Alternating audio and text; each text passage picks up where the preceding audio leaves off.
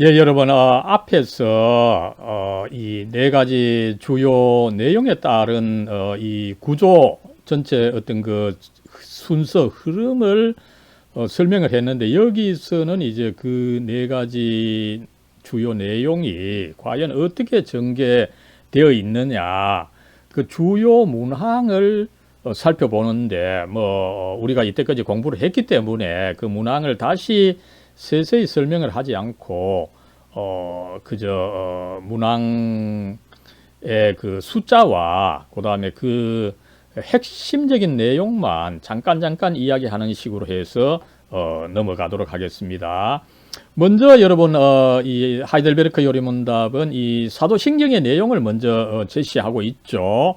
이 3단 구조에 따라서 이 죄와 비참함을 인식하고 믿음을 가져야 되는데, 그죠? 이 그 3단 구조의 1단계와 2단계의 내용을 사실은 사도신경이 다 설명하고 있는 것을 알 수가 있습니다. 먼저 우리가 비참함을 율법을 통해서 알아야 되고, 그죠? 그 다음에 이제 우리가 또 이 율법을 완전하게 지킬 수 없기 때문에 어떻게 해야 됩니까? 구원자를 찾아야 되는 거죠, 그죠? 그래서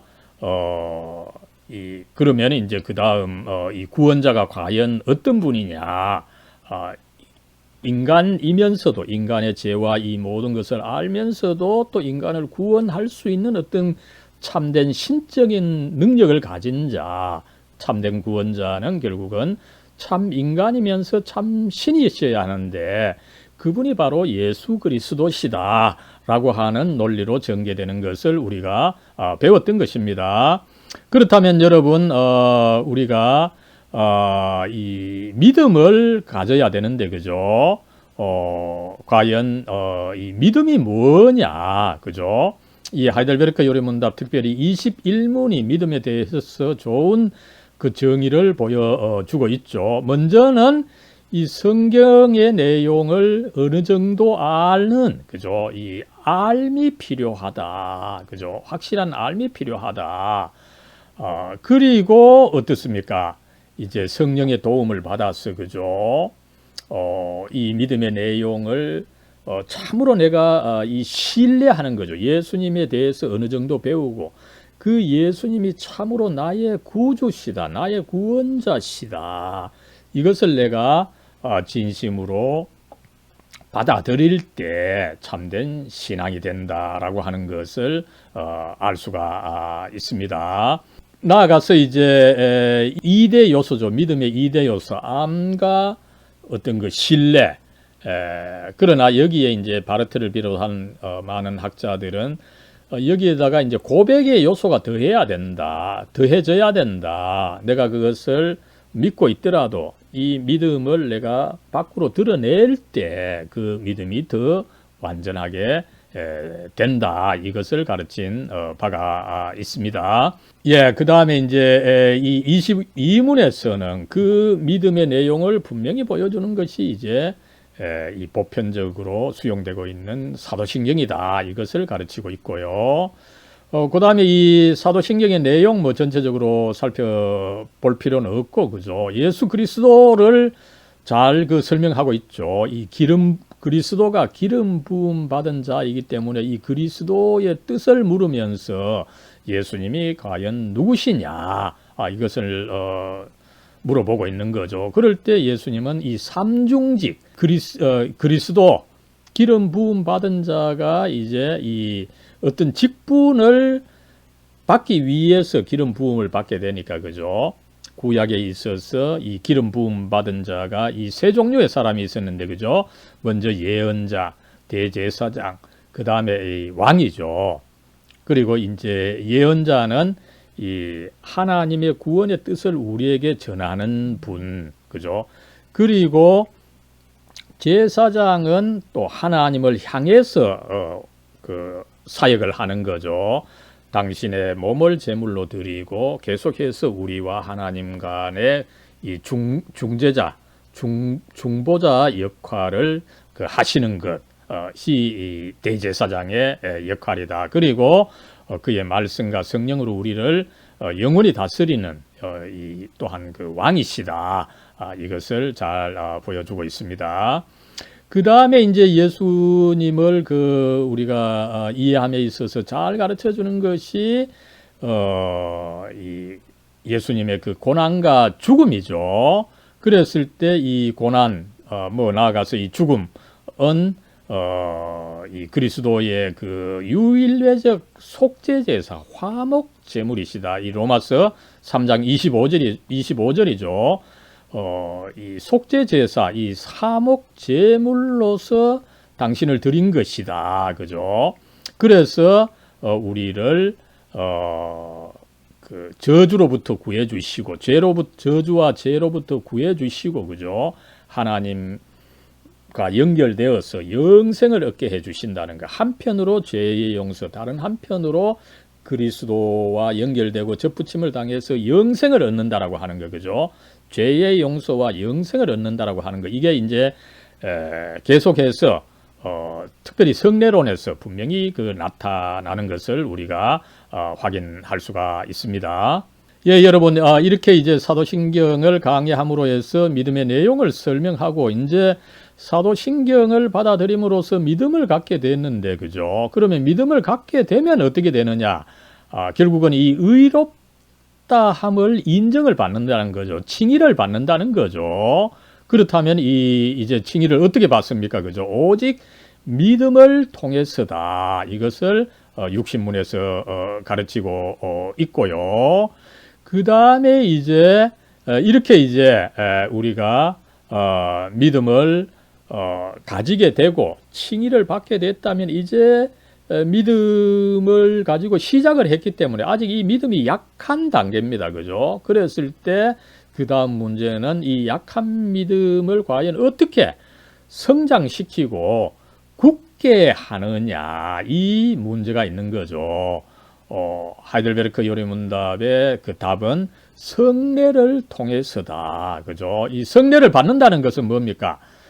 교회에 출석해야 됩니다. 그죠? 교회에 출석해서 또 교회에서 뭐 잠만 자면 안 되는 거죠. 그죠? 설교를 듣고 나아가서 이제 성례를 받고 그리고 이제 신앙을 고백해서 굳히게 된다는 것을 가르치고 있는 것입니다. 예, 이것을 잘 보여주고 있는 문항이 65문이죠. 믿음은 복음의 설교를 통해서 오고 그죠.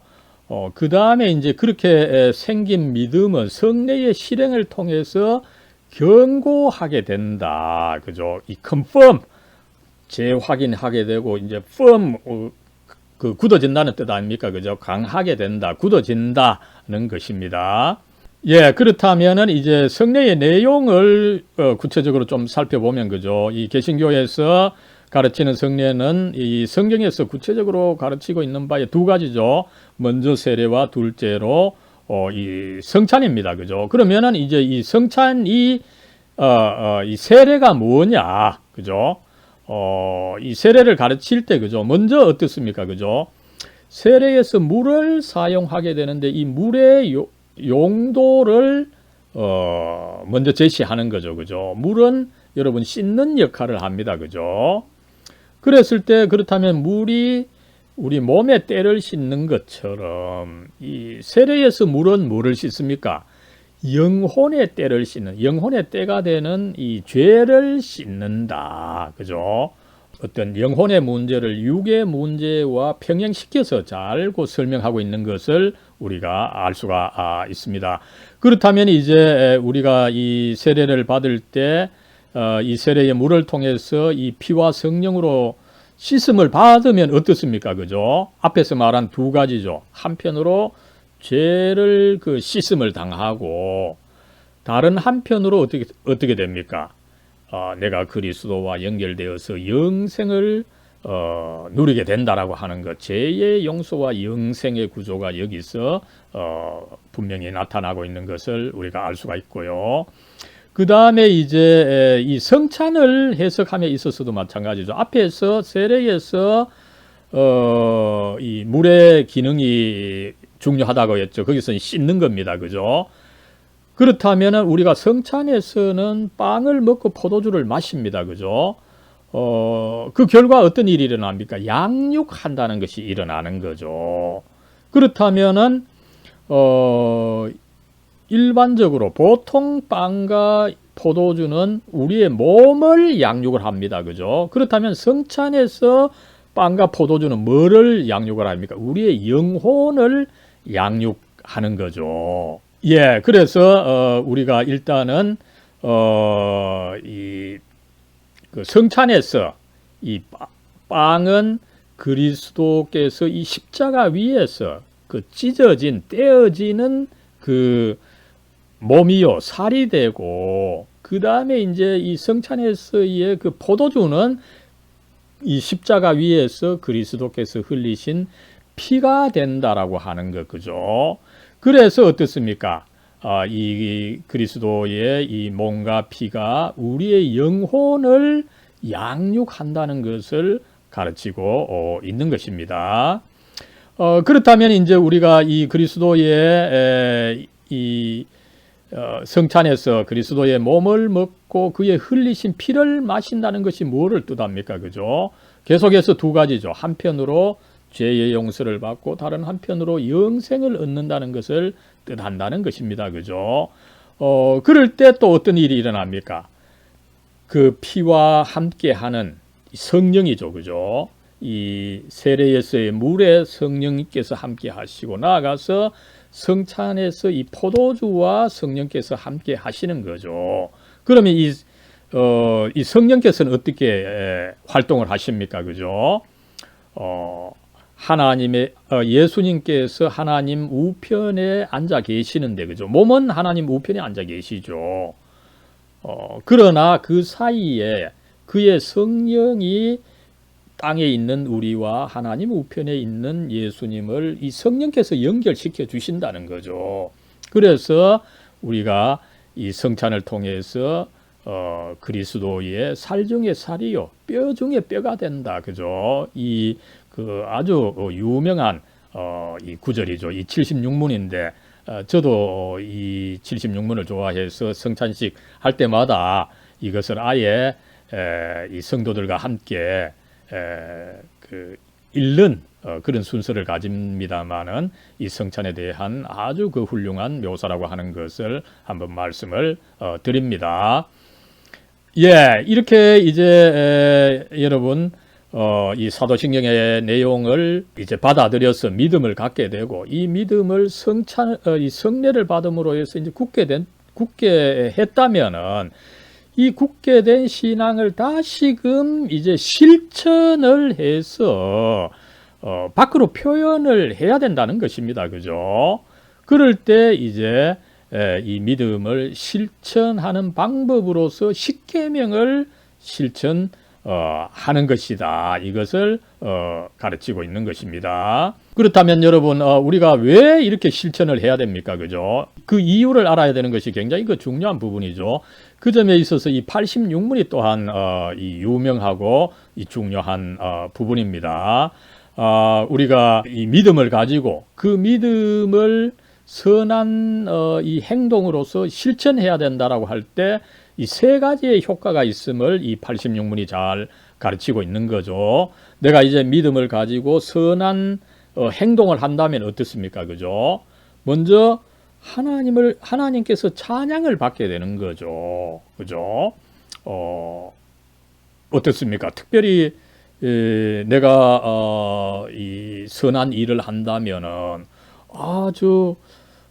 저 사람이 믿음을 가졌기 때문에 저렇게 선한 일을 하지 않느냐. 그죠? 그 믿음을 주신 그 하나님이 참 귀하다. 이렇게 또 사람들이 인정을 해서 하나님을 찬양하는 일이 있을 겁니다. 그죠?